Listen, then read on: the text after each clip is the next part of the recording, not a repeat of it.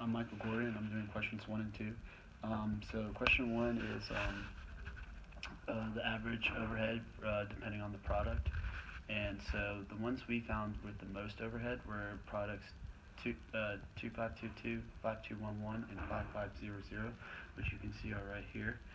And those are the highest. And the ones with the least amount of overhead cost were 5031, 2452, and 2060, which are right here at the bottom.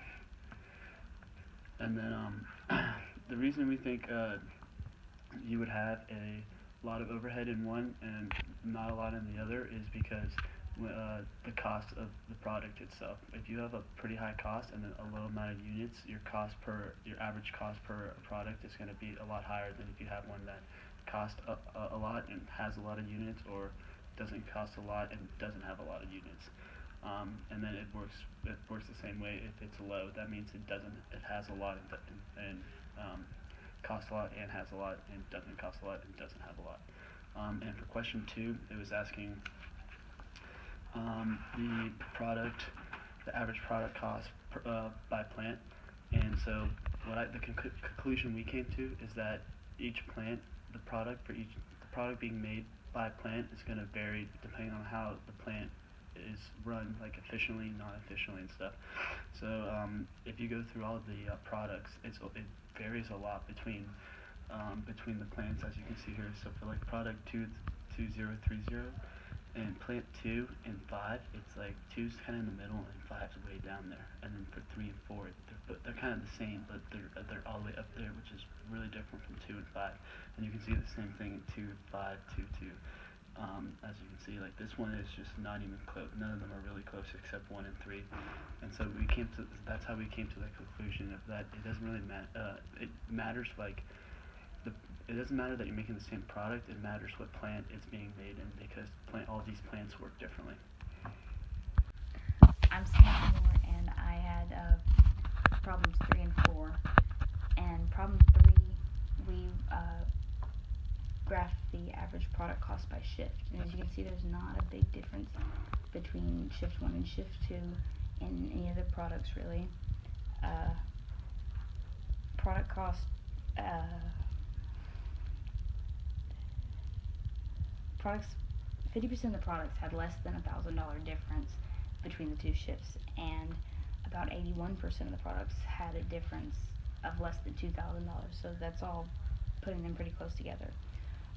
The two that had the biggest gap were product 5500, which had a gap of about $7,500, and product 2060, which had a gap of about $6,800. So we don't believe this is the source of the overhead problem, since it's all fairly close between shifts. On number 4, we discussed the products that showed a gradual increase in overhead from period to period. And as you can see, they all have a gradual increase from the periods that we have data from. And product 5080 is a little bit different than the others, because you can see that they kind of go up slowly and steadily without really having big jumps. But you can see in the last 2 periods of 5080, they increased a lot more than they did in the other periods. So that might be something to look into. I'm Austin Morse, and I had questions 5 and 6. For question 5, we were tasked with finding the plant with the greatest increasing overhead per period, and here we have plant 3 is the one we found. And as you can see from periods 109 throughout, it's a steady increase, which we found to be the highest increase of any plant. The total increase from the first period to the last period of data was almost $400,000.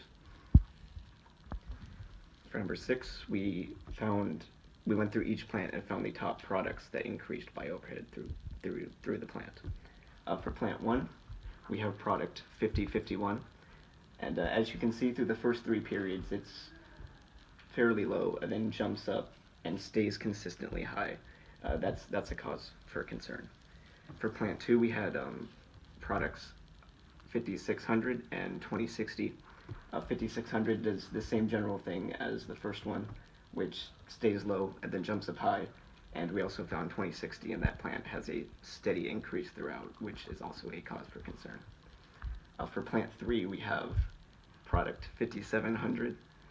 This product also steadily increases and is the highest for that plant as well. For plant 4, we have product 5080, which, as you can see, follows the same general trend as a few of the others. It starts very low, yet jumps up, and then consistently stays high. You can notice that most of these plants, the jump happens in a similar area, which might be an area to look at. And for plant 5, this is probably the most drastic change that we spotted. Again, it follows the same general trend of being extremely low and then jumping up high and consistently staying there. But as you can see, 5700 from plant 5 was quite easily the most drastic change that we had.